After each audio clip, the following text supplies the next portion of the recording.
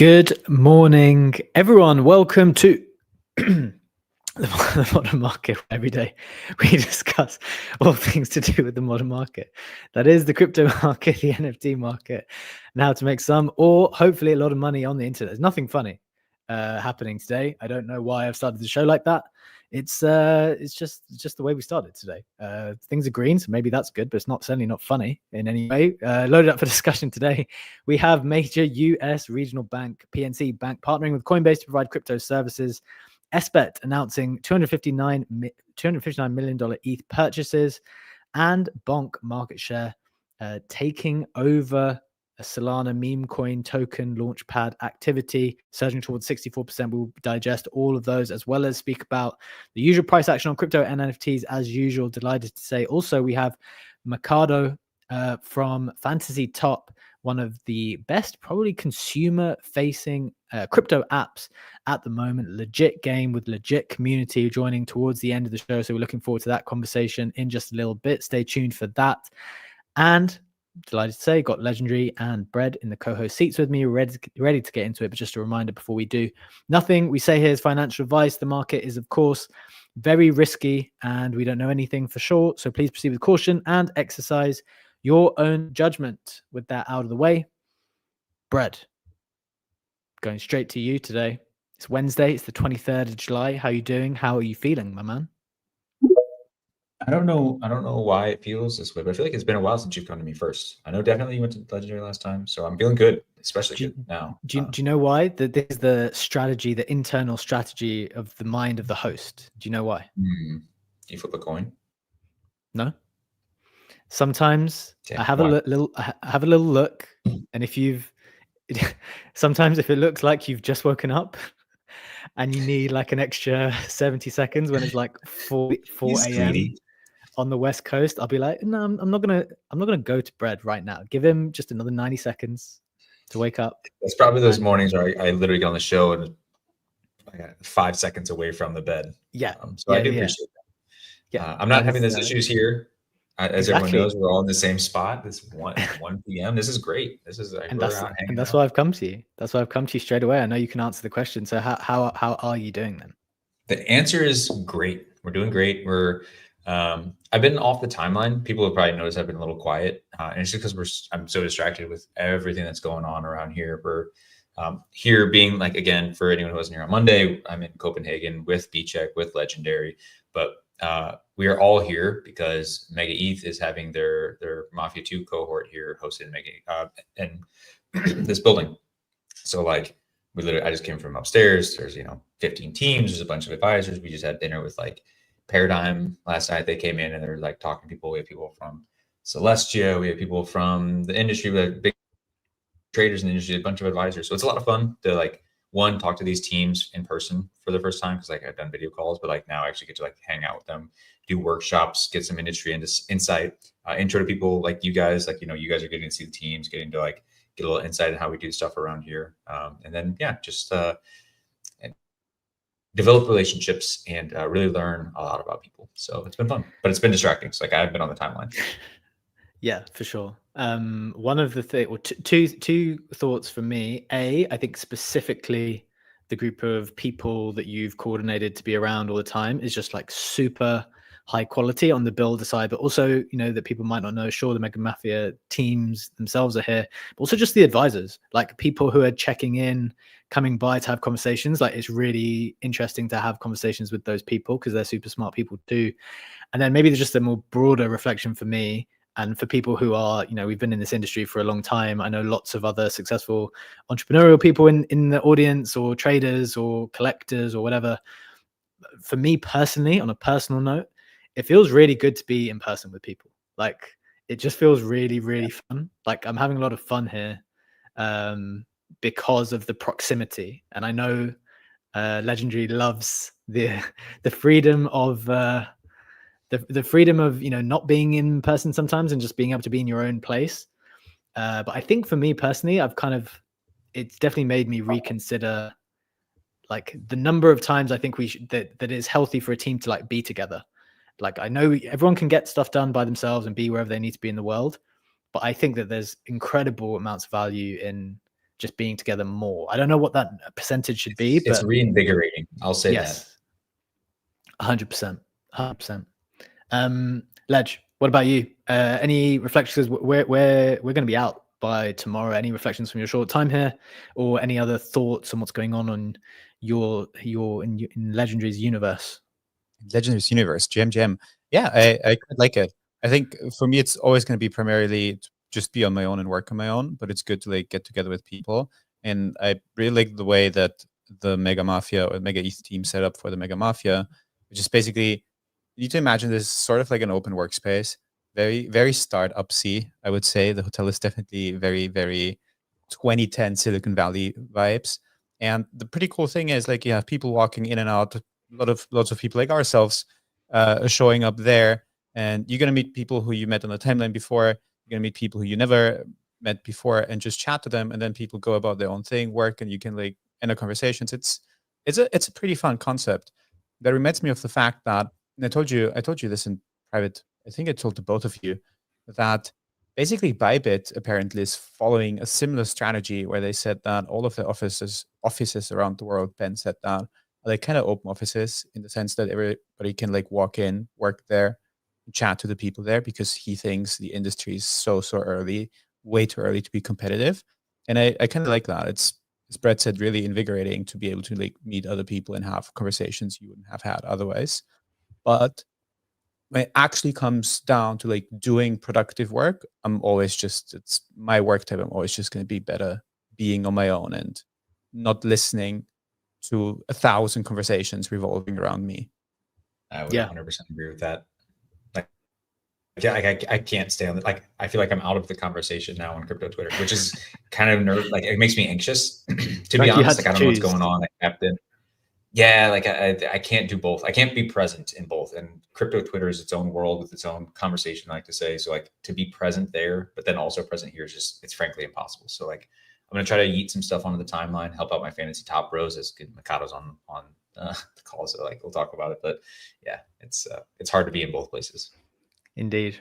Okay. Well, yeah, it's nice to reflect on that. I think a lot of people, whether they struggle with it or not, or whether it's just something that they have in their mind, because it can actually be quite solitary trying to navigate this industry by yourself. Like, as you say, there's a successful aspect to that, which is like you get to concentrate more, but you definitely want to find a group of people who you can like have the conversations with every now and again to like in person. It definitely feels better. As you said, just I'll just say like it's definitely like as I've continued to like got on the Mega team and like started to get exposure to this side of the industry, like they're like professional crypto, like the industry crypto versus like the on-chain citizen crypto are just like, they're so different. They're like there's overlap. Like we're all degenning, we're all shitcoining and stuff. Like, you know, we'll have spats of people talking upstairs of like, oh man, you dump your bag, like you do your shit. Like we'll reminisce on like stuff that we probably traded past each other over the last few years. So like that stuff always exists. And like there's that's there. But then like the conversation and like the inside jokes and like even just like the undercurrent knowledge or undertones of like who is who and what is what is just so different on the professional side, because like you're starting to deal with like VCs and other companies and like, yeah, just it's different.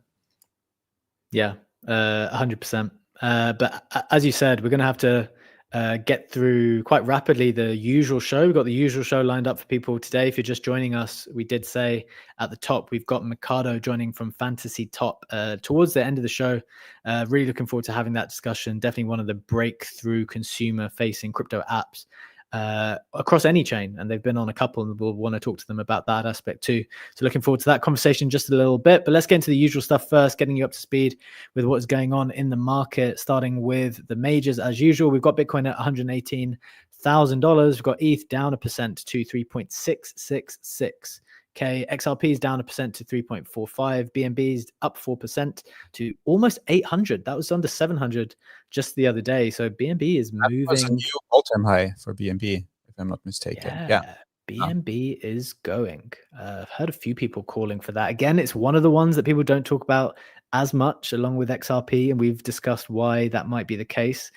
Clearly much more prominent in East Asia, for example, but man, that's moving quite nicely, and on a day where the rest of the stuff is quite red. So Solana is pretty much flat at 197.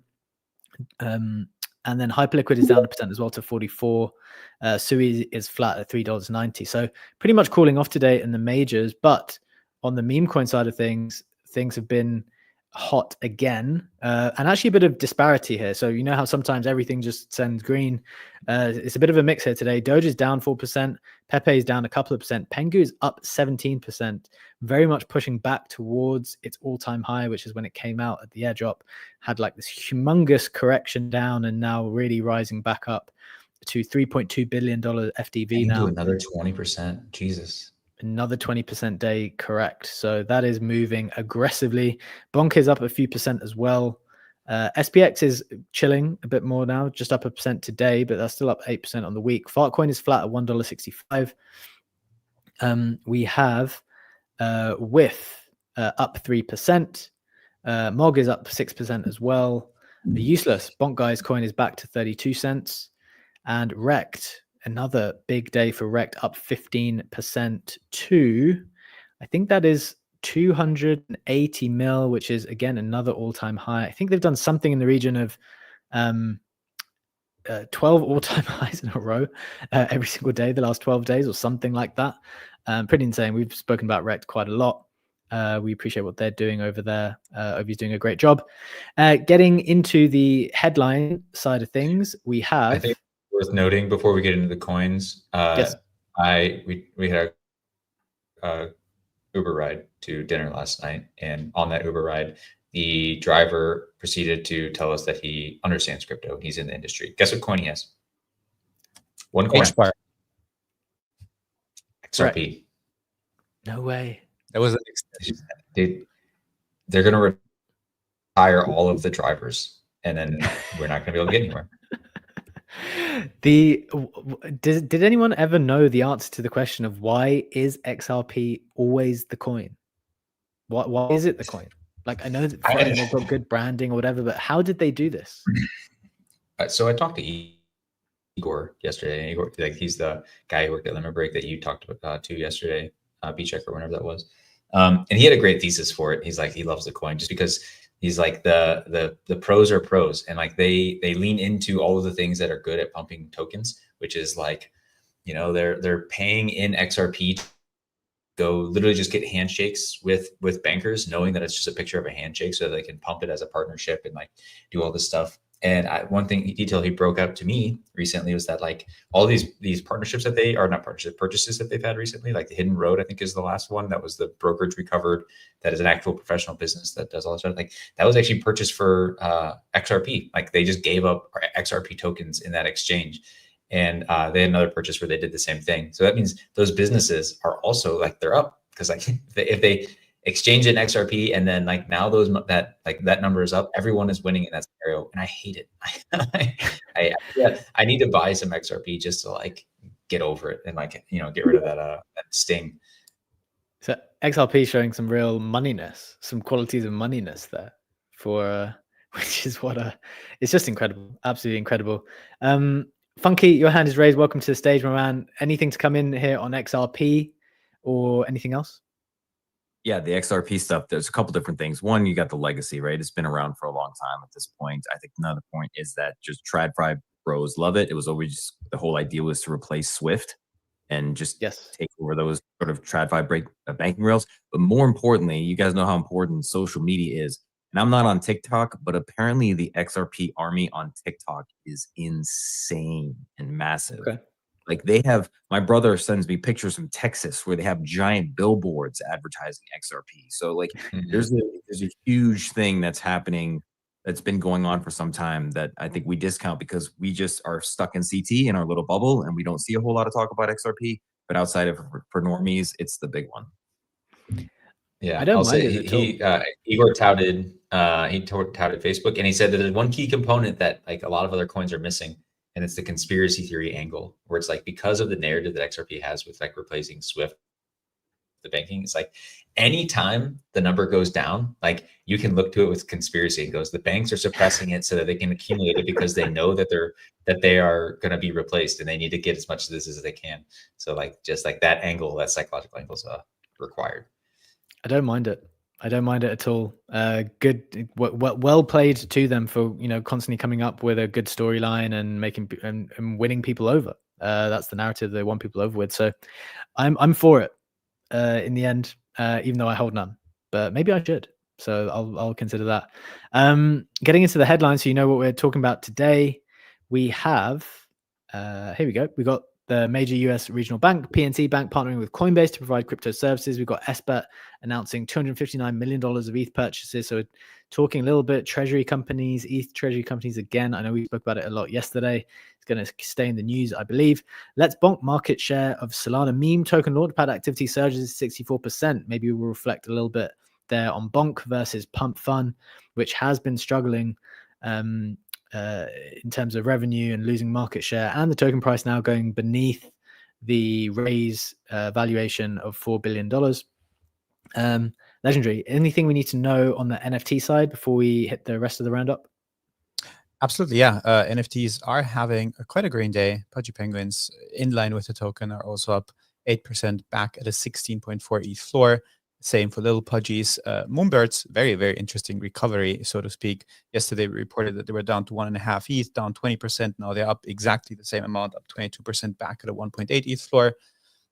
Bored Apes, Milady, Suzuki is also down, also up another 2-ish%. And then we have the Crypto Bats, which is this ancient collection by Ozzy Osbourne from, I think, 2022, being up 130% on the day, being up 200% over the last 7 days on the news that Ozzy Osbourne did pass yesterday. And Wow. the floor is being swept as a result of that. And I can't share the collection because my internet is acting up a bit. There we go. Fair enough. Wow. Yeah, that's fucked up, right? We all agree that's kind of fucked up. I think that is kind of how the even normal collectible market works, though. Like as soon as an artist does pass away, the stuff, there's no more supply. It's all attention, right? Yeah, there is no more supply of crypto bats. So if you did want one and you want to remember Ozzy Osbourne, that's one of the ways to do it. And there'll never be any more, to the extent that anyone thought that there were going to be more. I'm not sure if that was ever a danger, but okay, interesting stuff going on on the NFT side. As you said, just a couple of huge sales. There was this Pudgy Penguin Ice Crown selling for 120 ETH. That is $440,000. And CryptoPunks were selling routinely in the 50 ETH region as well. So, big NFT moves there for sure. Getting into the rest of the roundup, we had some big Bitcoin wallets moving, a lot of Bitcoin at the moment. 3 wallets controlling 10,600 Bitcoin moved all the Bitcoin to unmarked wallets, ending years of inactivity. This is on the back of some quite big sales last week. I think Adam Back, as part of his deal of kind of creating this new treasury company, sold 80,000 Bitcoin. So there's definitely this movement of I think some bigger, I know this is one of Udi's theories, Udi being the founder of Taproot Wizards, big Bitcoiner, suggesting that a lot of the more traditional, bigger Bitcoin holders are kind of tapping out here and making their move to the exit door, which is something maybe we'll touch on in a bit if we have time. Separately, 21 shares files for an Ondo ETF, which is a native token for RWA platform. Trump's World Liberty Fund buys some more ETH, 3,400 of it. Dan Tapiero launches a $500 million crypto growth equity fund called 50 Trillion.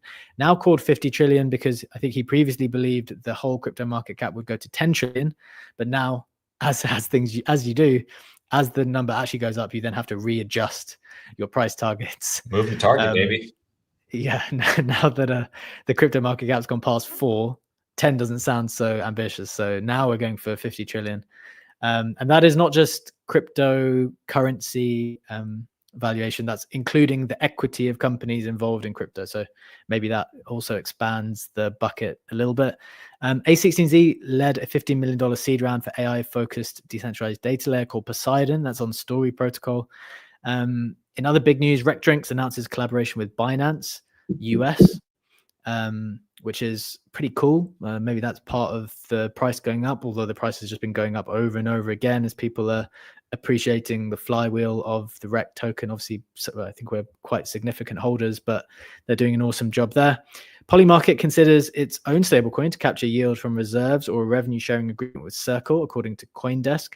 I don't really I don't think just because you're a big company you can just ask for revenue share with with Circle. Otherwise, everyone would be ringing them up saying, like, yeah, I mean, they "Can we fucked have up some because revenue share?" they're already using USDC, right? So it's like, I guess they could threaten and say like, hey, we're gonna shift to Tether because Tether's They gonna give could. us something, and try to like open negotiation. But yeah, they're not exactly operating from a position of power. That is a pretty interesting potential business decision that a lot of bigger companies might be able to have, though, right? Like, they should I mean, have their own that'd be great partnerships your with own. stablecoin issuers. They should, right? Why not? Doesn't make a difference to them. Yeah. So they should be involved in the cut, I think, moving forward. So I think that's actually It's a weird thing to do, though, right?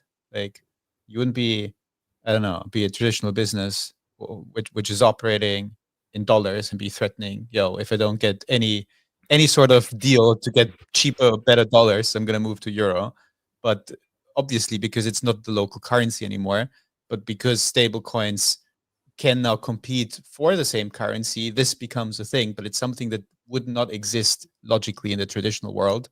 I mean, it does exist, right? Because obviously there's been this decade-long power struggle that the US has been like dominating globally. That oil is being traded in dollars and dollars only, and there's been wars that have been waged for that.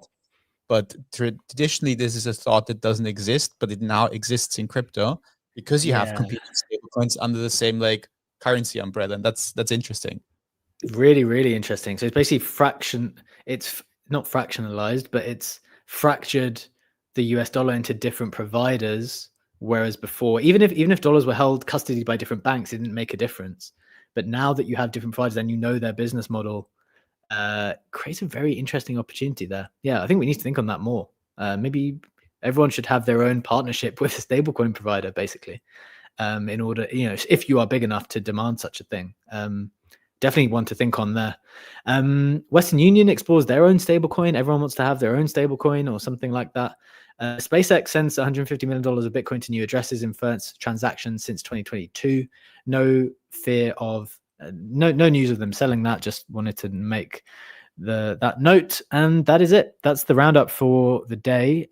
We've got 15 minutes to talk about the main headlines today, because then, as we noted at the top of the show, we've got Mikado joining from Fantasy Top. Looking forward to that conversation about one of the best crypto-facing consumer apps out there across any chain. So looking forward to that convo in a bit. Before we get there, Ledge, anything you want to touch on before we get into the main headlines, or should we go straight into it? I'd be actually curious to get Brett's thoughts on the stablecoin thingy, because I saw him like kind of shaking, kind of nodding his head while I was speaking. Yeah, I mean, so I think it's just that everyone is now, as BCheque said, recognizing that these guys are making a shit ton of money. And now that the dollar itself is fungible in a way, like the dollar provider is fungible. Like, obviously there's security and trust concerns like with the provider that you use. But yeah, like it's a revenue stream, and a lot of things are grabbing for ways to do this in a non-user facing way to make the ecosystem that they drive to be more synergistic, right? It's better for the end user, right? If Polymarket can do this and generate fees on the back end based on the liquidity that they can drive to their platform, it means they don't have to charge fees to the users, right? Like that's materially better for everyone that's doing it. So I think stablecoins broadly are just seen as like this hugely profitable business. So I think we all observe that. So it's just a natural place, and you're seeing a lot of like white labeled stablecoin providers coming forward. I think it's like M something is a company that actually just allows you to come and get a white labeled stablecoin under your name, and then they take some small percentage of that. So between that, like all the states coming up with their own stablecoin, like it's the obvious thing, and it's the dollarification of the world at this point through the internet. Yeah, this is a really big opportunity for people who are big, to get a slice of the stablecoin issuers' revenue, because they obviously get to hold a lot of these dollars themselves. They earn all of the interest themselves, but they need distribution, and that's why Circle have been paying Coinbase so much for distribution. And then other people will say, well, okay, you got your revenue share with them. Why not with us if we have similar amounts of money? So I think that's a really interesting one to keep an eye on moving forward. Huge opportunity. Legendary. Let's get into the main first headline then. Along with maybe just a general take on the market, what's going on, what's this first headline that we want to look at? I think it's a very, very significant headline, and it's to do with Coinbase partnering with a PNC Bank. PNC Bank being a very significant American bank with around $550 billion in assets under management. And the interesting part about this partnership is that it goes both ways. So on the one hand, PNC customers can now buy, hold, and sell crypto directly through the bank without needing separate exchanges. And on the other hand, PNC will also provide Coinbase with banking services exactly as part of that two-way partnership. And that comes on the day after JP Morgan did announce that they are looking into adding crypto-backed loans to their product offering. So it does feel like there's now almost a rush between the biggest banks in the States to have a crypto strategy. And that the fascinating thing about that is I feel that obviously JP Morgan has been hugely critical, or the CEO has been hugely critical of the entire industry. And crypto-backed loans, in that case, for example, is something that takes a lot of trust, because ultimately it means you're accepting crypto as a collateral. So you accept that even if the loan-to-value ratio is a rather low one, but there's a certain expectation of stability and lower volatility. You think that this thing will still hold a certain amount of value a year, 2 years from now, if you want to enable a crypto-backed loan, as opposed to just offer swaps and exchanges, buying, holding crypto. Like being a custodian as a bank is completely different to accepting that this is an asset that you deem to be qualified as a collateral. But summing it up, I think it's no coincidence that at this point in the market, with all the treasury companies running, and we're going to speak about that again, and when it comes to the SBET headline, that banks are now also rushing to get a crypto strategy out. And that is also something that's extremely relevant for banks of the size of PNC, again, with 550 bill in assets under management. Yeah, 100%. Did you see, or did you also see the news? I'm just going to double check here. Charles Schwab also came out, I think this week, or was it yesterday, or maybe we even reported on it as well, but just to like double click on the same theme that we're seeing repeated over and over, they also came out to say they were going to start to offer crypto services, including just trading. Okay, so this is actually, 1 day ago or 2 days ago, just a few days ago, basically. We had the news. Yeah, they said, so this is on Yahoo. Charles Schwab, CEO, says crypto trading is coming soon, will compete with Coinbase for retail. And I think one of the significant aspects of that is that, well, this is actually why I'm not 100% sold on Coinbase as a platform. One, I think they've fought the good fight for crypto in the US for a long time, and they definitely need to be commended for that. And I know a number of people who had issues with the platform itself. They also had that data leak issue, which, look, I think that sometimes happens to a variety of companies. So don't want to beat them over with that necessarily. But I think one of the bull cases for Coin has always been that it's like some type of monopoly.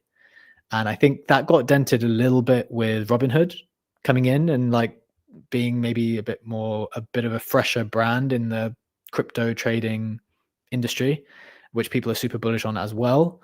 And I guess just what the reality will be moving forward is that some of these other bigger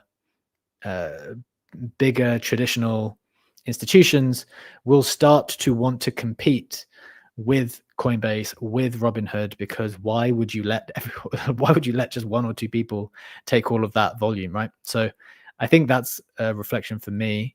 I know you guys are, I think both of you are coin holders. Do you have any reflection on that when you hear the likes of Charles Schwab and probably others entering that arena? Just one sentence on that before we go to you, Brett, because I think it's important to put in perspective. Charles Schwab has almost $11 trillion manages almost $11 trillion in assets for its clients. That is 2.5 times the entire market cap of our industry, just to understand how big of a player that is. Yeah, and in this article it says crypto would still represents a small slice of Schwab's business, with about $25 billion in digital assets held across, as you say, 10.8 trillion in total client wealth. So this is like minuscule for them at the moment, and obviously they want it to be higher. So Brett, did you want to come in on that? Yeah, my thing is like I would need to see the revenue numbers on those components of their business, because the thing from the initial headline was like Coinbase is being leaned on as crypto as a service, which is something that they've been touting for a while now, and that was kind of the like original thesis for why you got into coin. Like, yes, they have their exchange business, but dude, they have the infrastructure. They've had it locked down for years now, right? True. They're custodians of most of the ETFs. Now they're doing crypto as a service for a lot of these large institutional players who want to get in the industry and offer financial services on the front end. So if they are getting a piece of the pie of all of these massive players who are trying to rush to market and frankly don't have the time to set up their own infrastructure, get the right licenses in place to do all this stuff. And I don't know how many unique licenses there are in America, but like they're well positioned to, and they have like the brand for like doing this stuff at scale in the TradFi world. Like if everyone rolls through them, like I'm fine with them losing the exchange business in favor of like being the back end pipes to basically the entire white label front end, basically. Yeah. Sorry, the white label like back end. If like it's AWS, right? It's like it is Amazon. It's not the website. It is the underlying for every website, right? Like I'm fine with that as a valuation. So the thinking would be something like, or this is maybe the ideal scenario, in the way that apps can plug their any perp offering into Hyperliquid. You're thinking all of these traditional institutions can plug into Coinbase and have it function like that, right? Yes, and like get their rails in place, because like there's a lot of like actual like annoying stupid shit that you have to set up in order to custody and utilize and like transact on blockchains in the appropriate way. And like they've been perfecting that, or attempting to perfect that for a while now. Now the biggest players will obviously over time probably try their own, unless the Coinbase product is stellar. But like again, you look at the ETFs, right? BlackRock is like the biggest thing, and they're custodying their stuff through Coinbase, right? Like if all of these things just continue to roll through there and like they can get a piece of all of those pies, like I'm fine with that as like the upside or the downside, I guess, for Coinbase. And as for like the like all these banks, like Schwab in particular, stuff like that, I know I'm getting progressively more bullish on Robinhood as I think about all this stuff, because like it's what all the youngest kids are all the youngest users are using, right? Everyone goes through that. They're starting to offer products in basically every vertical, whether it's banking, loans, credit cards, crypto, options, like perps, prediction markets. Like they're offering all this stuff. They have a QI on top of it. And I just recently went through the process of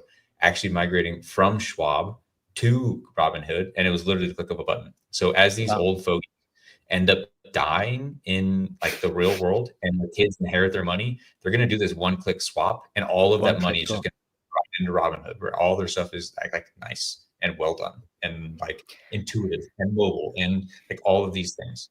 It was literally one click, like 6 figures of options just come over there in a couple of days.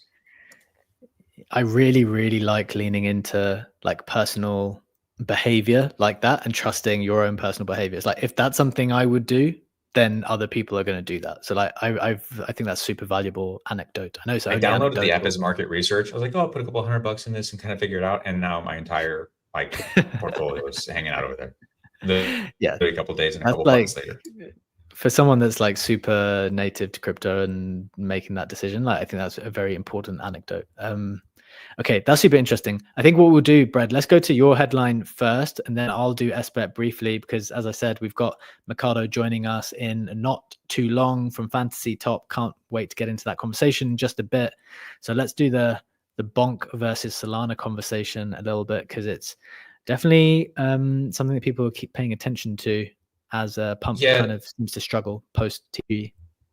We'll make this one quick just because it's kind of been an ongoing headline. And this is just that Bonk Fun in the meme coin trenches has consistently kept its launchpad, like the token, its share of the token launchpad up above 50%, now is cresting 64%. I actually just checked the Dune dashboards in the last 2 days. I see 67 and 68%. So like even this is a little bit low. So Bonk Fun is just continuing to maintain market share from coins launched on Solana. And now that doesn't mean like Pump Fun is doing horribly, but it is like doing less than it used to do, right? If you look at like the amount of revenue that it would generate for a full year based on its like last 7 days, it's looking at like $600 million, whereas like it was generating on track to generate like $1 billion plus a year. So it's like not horrible, but is down. And on that news, like you're starting to see some of the stuff that is in the Bonk ecosystem start to pump. Ray, which is like the underlying DEX that they're like these things are migrating to, is up 30% since the last time we talked about this. And I said like this is the infrastructure I was like rotating into. Bonk as the token is also starting to run a little bit. So like, yeah, it's just a testament to like the actual attempt to steal market share from Pump, which has historically faded pretty quickly. And it's just showing to be lasting with Bonk and the Radium team specifically saying that they pulled over the people launching tokens. Really smart summary and thoughtful in the connection to Radium, I think, which has obviously seen an uptick in activity as a consequence of this. So maybe final question on this one, because we're moving through a bit faster today. Legendary, are you interested in this battle at all? Like, meme coins were obviously very early 2021, absolutely insane volume at the beginning. That's why all these things justified such high valuations. They're still a great business. Like, all of these things are still great business, still turning huge profits, but it's not the same mania as it was, you know, at the back of last year, at the top of the year. Just from a personal perspective, are you interested at all? Are you interested in the battle, or has your attention gone elsewhere now? Not interested in the battle, not interested at all, I think, because attention flowed elsewhere. And yeah, I mean, if the meme coin season were to heat up again to an extent where we would see daily runners coming back, which is something that was definitely the case last year, and spent a lot of time trading agents. Yes, obviously I'm opportunistic, I'm going to do that again, but now I think the amount of noise versus signal, that ratio and the risk reward ratio is just not there, is not interesting enough for me at the moment. And just for reference, looking at like the recent fees generated by these platforms, Bonk, Radium, and Pump are 10, 14, and 16 respectively out of all protocols across the ecosystem. So like they're not zeroed out, but they are like they were top 5, top 10 for a considerable amount of time over the last year. So yeah, that's a very fair point. Like, still outstanding businesses generating huge amounts of money, super successful in the crypto context, frankly, in any context, but just, you know, down from where they were, meaning that, you know, maybe the very lofty valuations that people had beforehand maybe do not apply in the exact same way. Like, they're still really strong businesses nevertheless. Okay, so that's interesting. What I'll do, I'll just touch on what's going on in the SBET situation. Then Brad, if Mikado is on, maybe just send him a message and make sure we can get him onboarded in the next couple of minutes. Hopefully he'll be joining us in just a few minutes. Looking forward to have that conversation with one of the co-founders of Fantasy Top in just a little bit. But the final headline is to do with the SBET buys. So in the last 24 hours, SBET announced that they now hold 360,807 ETH.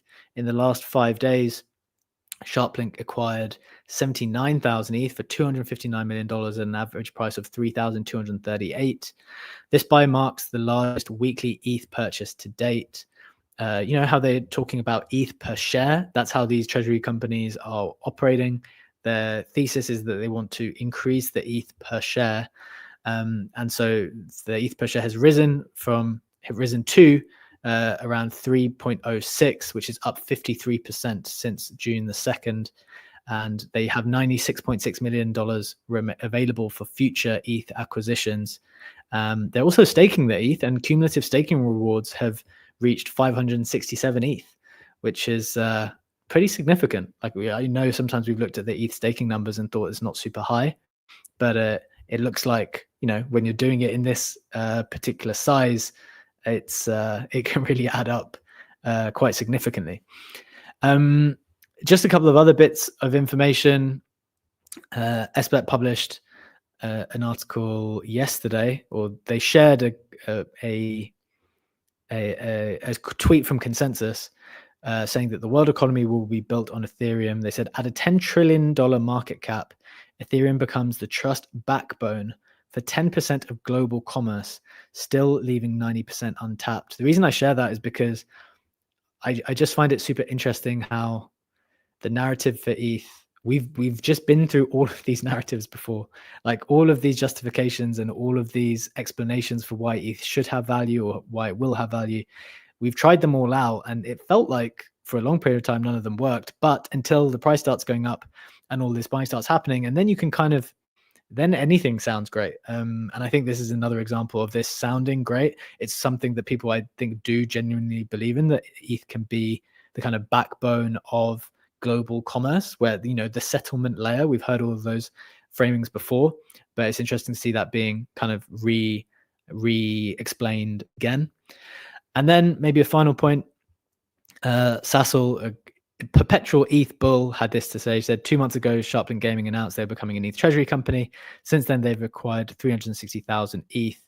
Since the merge, Ethereum has net issued 400,000 ETH. Sharplink alone has bought almost all of the net issued ETH since the merge. And this is one of the arguments which I don't think was spoken about much before. And it's one of the ones that's emerging more now, where Bitcoin always had a monopoly over the scarcity argument, always had a monopoly over, you know, there are only 21 million Bitcoin. Sailor's got God knows how many million of them. There's also probably 5 or 6 million lost. That's it. But the issuance is, you know, they might be working to the scarce number, but the issuance is actually higher than it is for ETH at the moment, because of the way ETH is structured with the merge.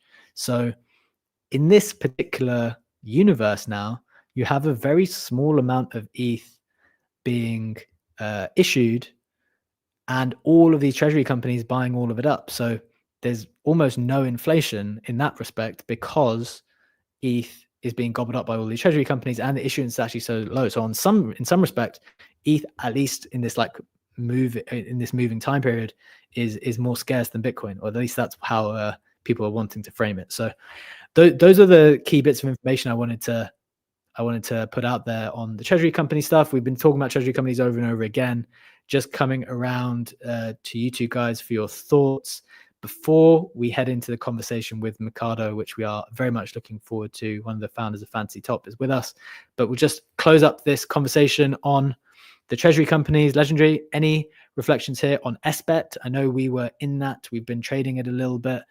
We called that last week. It went on a huge run to $40. How are you thinking about that at the moment? Yeah, absolutely. Just maybe the disclosure that I did double down on my SBET position. So I'm now holding actually a very significant amount of that stock, which is a bit ridiculous. But I think that the challenge for ETH over the last 8 to 9 years has been like finding this narrative. Just in the last 2 years when we've been through the show, it's the digital app store. It's, you know, what the App Store is for the Apple ecosystem. We had digital oil that some of the banks tried to explain. We had this framing to, it's just a productive asset where all the crypto economy will be built on. Now it's fueling commerce. And I feel that now that stablecoins actually have been more and more embraced by companies, payment systems, banks around the world, this understanding starts to emerge that they have to run on something, on some sort of a platform. That kind of goes back to Brad's analogy with Amazon and AWS. And this understanding seems to be reached that ETH is this platform, so to speak, where all those economic activities are running on, and hence it's an attractive asset to be holding.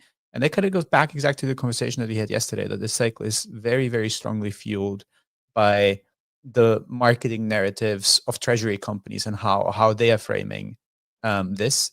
And I think it ultimately makes sense if you have now Bitminer, Sharplink, and then Ether Machine, all of which will hold more than $1 billion worth of ETH. That is enough buying power and purchase power to get main headline attention, and to use that to frame a good narrative for ETH that people will just understand. I like it. Yeah, definitely conscious of that. It's something that we want to keep talking about because it's obviously completely taking over. One of the things we always keep pay attention to is how much of what proportion of the news is going in is following specific trends, and the treasury company narrative, along with the ETH one, is really having its time at the moment. So we'll keep coming back to that as we have been doing so far.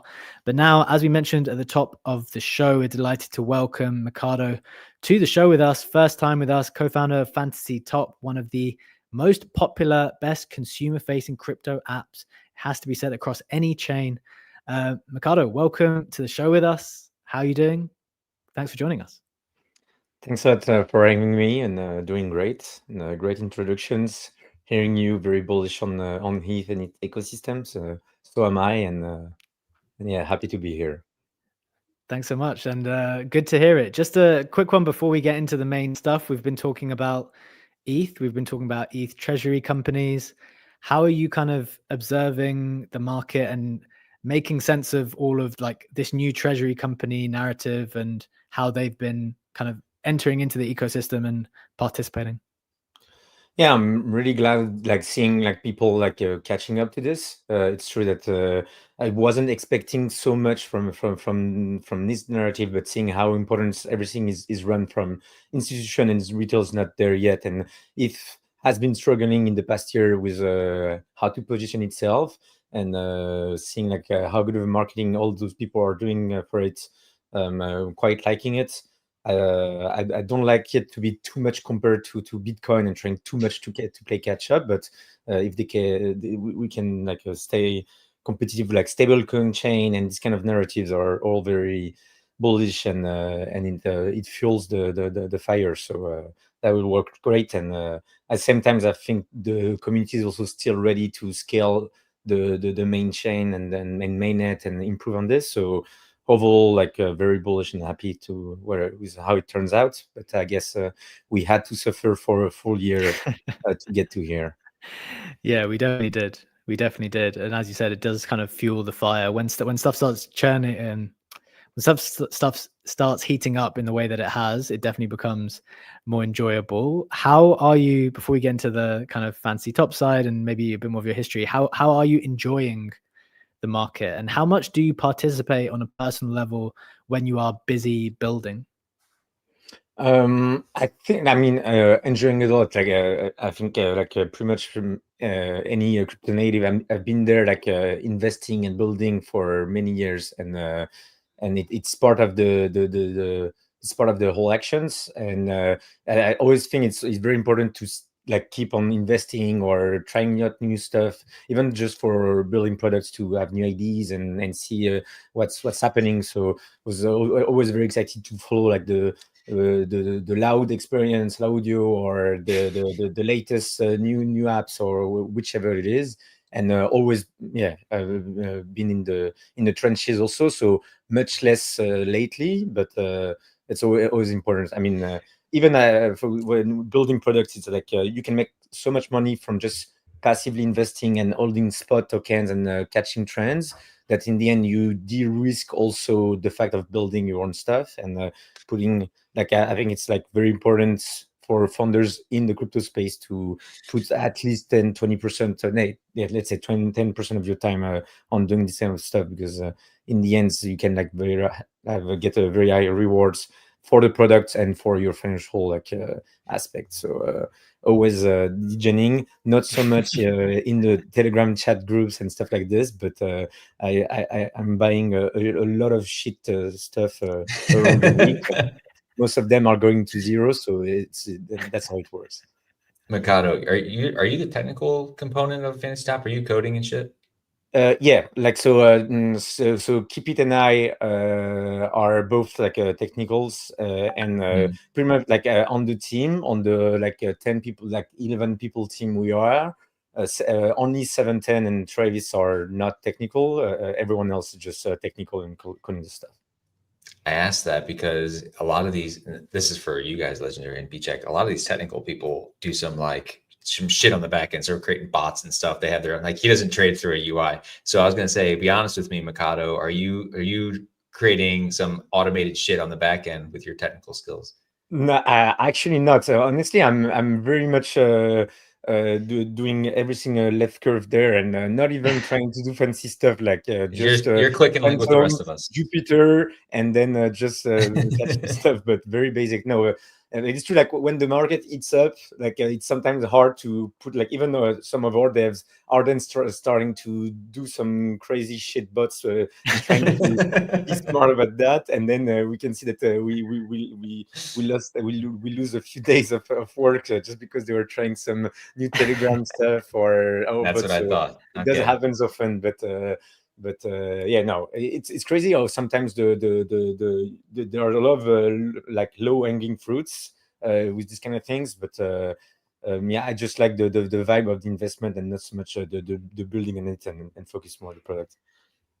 Yeah, I love the idea, and maybe this is one of the only industries where you can like really justify it. But I love the idea of like, well, you have to spend 10 to 20% either of your money or your time, like experimenting with new stuff, keeping up with the new trends because things move so fast here.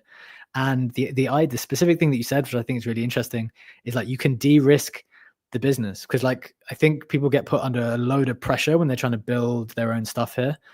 But if you get some big win or you manage to make a strong investment, it just buys you a bit more time, makes you a bit more freer to build the company in the way that you want to. I know that we've experienced that even doing this show, where making certain successful investments or certain trades means that we kind of stress ourselves and make sure we are able to build it in the way that we want to build it, which kind of leads me into the next question, which is obviously you're at Fantasy Top. For the people who don't know, it's like probably one of the most successful consumer facing games, that kind of crypto native games that's been created. But maybe you can just like let people know what you guys are building and how you got involved in that.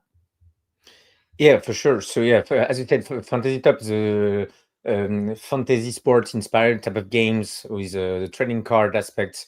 But instead of doing the typical fantasy sports game on soccer or whichever, the players are playing with influencers and not athletes. And so pretty much most of the big crypto Twitter accounts are on the platform, and you can play them as heroes and create your deck. And based on how they performed in the real life on X, then they score some points. And if you can draft the best team, then you get to win up to a few $1,000 per week of rewards. And so yeah, like we built this from a year and a half ago, I believe, and we've been since like a very big community of Fantario that have been behind us the whole time and sticking on it. They are the most chronically online people you can find on the internet, and it's been a lot of fun building stuff with them, for them, and trying some new things. And so yeah, currently we just bridged from Blast to Base. So it's a chapter in the history that gets turned. And also focusing a lot on the new Base wallet and the mini app and the whole ecosystem that they have in place to partner with them, and trying to push more people to get to play some just daily consumer products while increasing their presence on X overall. That's super interesting. I know Brett's going to ask a bit more on the product side in a bit, but maybe my question here is on this new relationship with Base. Obviously, maybe you just tell the story a little bit. You started off in Blast, and we were all big on Blast at that period of time. If people don't know, there was like a huge influx of loads of users on Blast. Probably a year and a half, 2 years ago now. I can't remember exactly. You kind of came out, you emerged there as one of the best, most successful apps. And since then, obviously, things have died down on Blast for various reasons. And you've decided, I'm sure you could have taken your pick of like where you want to go next. Why did you decide that Base was the best group of people to partner with, and maybe something to do with their app? Was that the key decision, or was it another factor? Yeah, I would say that would be pretty much the key decisions. We definitely didn't want it to take a risk, and we're not seeing any other actors that were so promising, so that it would change completely the game of distributions. And at the same time, we didn't want to take a bet and then 2 years later have to bridge again. So for us, the two only solid ecosystem were Base and Solana. And so for sure, we got to think about any other chains, L2s, anything you can name. But for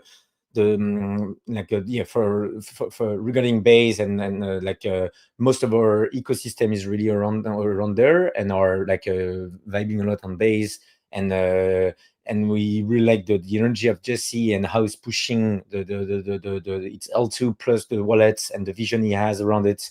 And so when we started discussing and learning about their new plan for the Base wallet, how social it would be, how much focus they would put on the kind of mini app store type of app where you can do anything from there, and knowing that they would push us in the mini app aspects, on some marketing, on to users, because it's very much a win-win situations, as like the fantasy free to play, which is starting to be a good a lot of people are enjoying it a lot, and it's a very good way to start playing around, discover even more of crypto Twitter, and it's very addictive, and you can just play for free.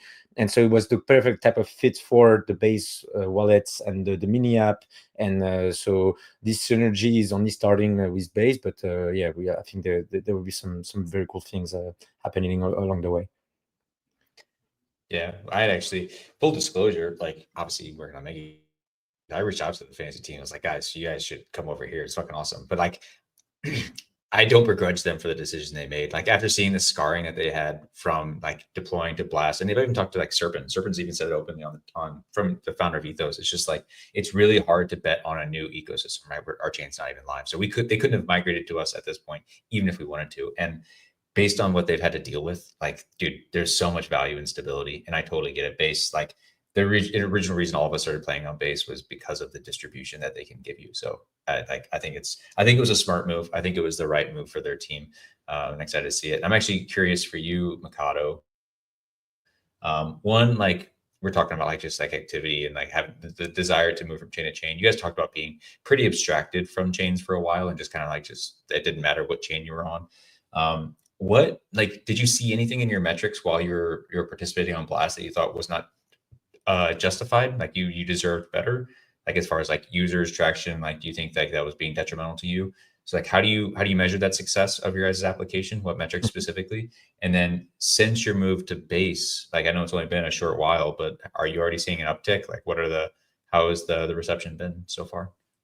Yeah, no, great questions. And actually, we did consider the Mega ETH at some point, because we were vibing a lot with the people over there. We met a bunch of the Mega ETH people, like the Mega ETH Mafia in New York. I think even before you were like on the job. And so Travis also like loved the energy over there. And so but yeah, didn't take the risk, as you said.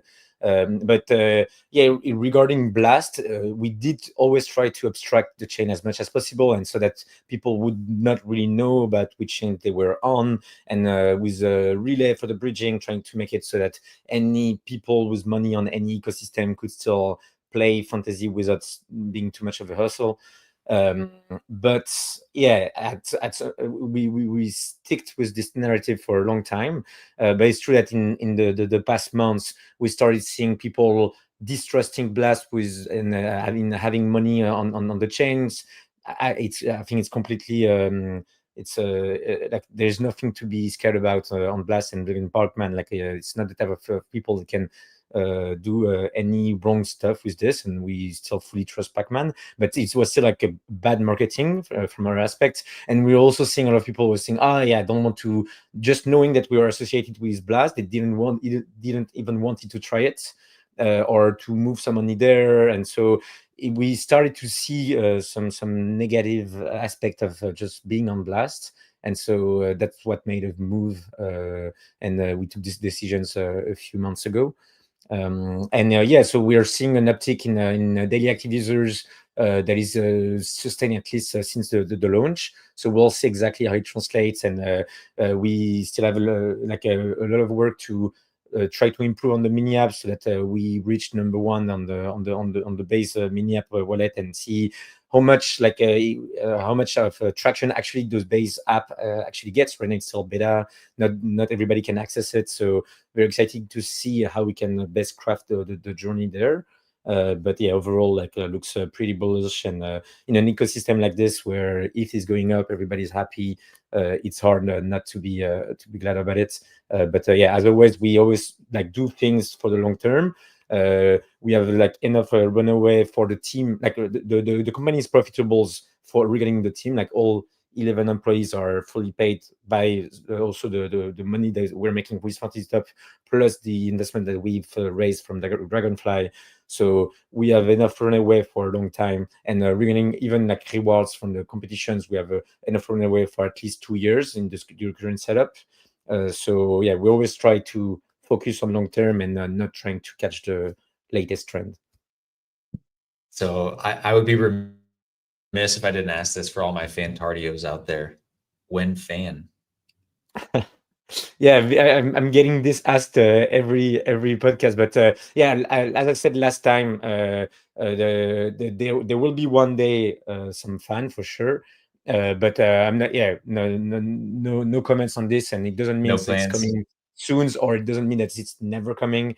It's the kind of things that we have prepared and things like this, but yeah, we have some metrics internally that we want to reach first, and so we are mainly focusing on the daily basis on this. Even knowing that right now we have also the cloud ecosystem that is pushing a lot alongside the game. So cloud is like a Kato style inspired like point system where we track everyone's on X, on Twitter, and you can get some points and create leaderboards and track a bit of the mind shares and start rewarding people that supports you with micropayments. And so we're pushing, like, those are the two things that are very that works really well like together, because it's basically the same backend behind it, the same Twitter ingesting machines that we've built in the past year. And so yeah, pushing those two things and tracking some metrics internally, and then we'll see later. Yeah, speaking of metrics, so like you guys have pushed out your own iteration of like a score, or like the clout is what you guys are calling it, right? Yeah. These new metrics that are on top of like just your general scoring that is done for inside the actual game itself. Yeah, one, like, is there anything worth expanding on that? Like, what's your vision for that component of the game? Is that I've noticed that it's actually being pulled into several other applications. So you're making Fantasy Top, or at least your engine itself, as a little bit of a platform for other people. Again, Shout.Fun was a launch pad that was utilized on Solana that used your clout score as similar to like the Kaido Oracle that was being used for like noise, right? For instance. Yeah, what are your thoughts on that? Is that the long-term vision there? It's just to continue to expand that and enable a developer ecosystem? Yeah, very much so. I think so as I said, like 90% of the work that we've put into this is actually around the ingestion of Twitter data and trying to be robust against bots and trying to detect inorganic growth and things like this. So it made a lot of sense. And right now, like the game, we cannot expand it to more than 200 heroes like we have right now. Like if we were starting to have like thousands of heroes, people would be lost into the game. So we need to constrain and keep it very elite, so that only a few people can actually be heroes and get the spots. But at the same time, we have the ability to track everyone and create something like bigger on this. So it always made sense for us, and that's why we've opened cloud, so that we create this general scoring system for anybody on Twitter, and the top people of the score gets to be added as a hero at the end of the season. So it creates this more transparent system for people to become a hero. But at the same time, it also enables us to create some mindshare leaderboards and to creates a lot of marketing and distribution channels that people want to use this data for. That's why we partnered with Shout.Fun, so that they could create a token launchpad with this marketing tool directly embedded in it, and which starting to pick up some success. And yeah, like this kind of vision where we also distribute things for like our core players for the game and also for businesses, and in the end it creates everything into it's a single ecosystem of the same type of people and same type of data. Makes a lot of sense for us. And regarding this, we're really trying to be a bit more like bottom up on the point aspect, so that anybody or just even individual people, like even you, Brad, could just stream some rewards of in meme coin format or whichever format you want to your biggest supporters or things like this, so that you don't have to be this huge company and pay a huge amount to get your leaderboard, but anybody can spin off some leaderboards and then distribute whichever rewards they be for meme coins or NFTs or whatever. So this is in the work, and will get released in the coming months. But that's where we're heading. Yeah. It's amazing. And sorry, I know it's legendary said for you next. I just want to say anecdotally, like as a hero, it's been a lot of fun. And like it actually does change my behavior and has like changed the trajectory of me and my account, how I interact and how I do stuff, right? It bootstraps some people who are just, as you were saying, so there's supporters, people who are interested in what I'm tweeting because I obviously have a hero for them. I feel somewhat obligated to them. So like, I feel like I'm updating them like, hey, this week I'm going to be a little down, guys. I'm sorry. I'll get in the game next week, do whatever. It's just a really fun dynamic. And like, even at the beginning of this week, these guys wanted to post a tweet about us like here doing stuff. I was like, guys, I was saving this for my fantasy bros. Like I got to post this after 8 a.m. on Monday because like they need something from me. I got to help them out. It's a lot of fun. Yeah, no, for sure. Exactly. I want to double click on something you said earlier. You mentioned the Dragonfly led seed fund, which was last year, 4.25 million raise. And you said, now market is in a very good environment. Everyone loves ETH. ETH is a very positively connotated asset now, but that wasn't really the overall sentiment when you were raising. So I'm curious to see how the raise process did go for you back in the time. Yeah, no, for sure. Like back in the time, it wasn't as much of a bull market. No, actually, I mean, we were starting to heat up, but for sure, it was not the same environment. Though I'd say we were like lucky. Like when we started, we were like 3 months in a testnet period where we started and tried the game because it was really novel what we were doing. Like nobody actually mixed this idea of like friend tech with SOAR, and like it was a kind of unheard before. So we had a lot of iterations in testnet with the players to kind of figure out how to best play this game and what like people wanted as kind of features. And during these testnet periods, we had a huge we had already a lot of like daily active users, a lot of buds, a lot of like traction around it. And so this whole game being very like reflective loop of people like talks about it on X and then plays on it and then on X, and it's like this distribution loops put us in a place where pretty much every VCs had heard about us. And we had like friend tech that were completely dying off, but it did prove that there was something there. It was just badly executed. So so it was a no-brainer, like a no-burger in the end, like to get the inbound of VCs in our situations. And we got lucky enough to decide exactly with whom we wanted to go. And Dragonfly for us were like these mastodons that were pretty much lately in always the best deal, always in the best like mafia, if you can say so. But yeah, we had a lot of respect for them, and so we're very happy to be able to close the deal with such a team. Yeah, that makes a lot of sense. And the other thing that you mentioned that I found interesting is you said, because of that raise, you have a ton of runway, which means you're running the company probably in a very, very lean way. So you are not under pressure to do another raise. But is it something you are looking in? Are you considering to do another raise, or is it not really something that's being discussed because you have more than enough runway and you can happily build and scale the business like that? Yeah, so I think you did summarize it well. Like we're trying to run it in a lean way, and I guess maybe it's very European of us to try and not burn money. but yeah, these Americans are just always running through always everything, aren't they? trying everything. Like no, actually, the trend is definitely reversing. Like lately, it's always it's a lot more even in the US and trying to be cash positive and to have like the least amount of employees for the highest amount of revenue. So I guess it's a good trend like happening there. But yeah, like so we don't need it right now, like to do any raise, which is always like a situation you want to be in as a company. Like you don't want to be in a place where you raise money when you need money. And we do have a lot of inbounds for people like asking us to if we were open, which we are not for now. We'll see later if it makes sense, but it's not a bigger priority for us. Can I maybe ask then on that? It doesn't need to be specifically about you guys, but then what have you thought on the trend of a lot of these community raises, or just the trend towards the ICO, where Pump obviously just did this humongous ICO, like at a high valuation, but maybe a justified valuation. But the number is what was so huge to me. Like to do 600 mil all in one go was super significant. But and being open to everyone. So if you're a community member, sure, you need to KYC, but you can do that. Or if you are a fund.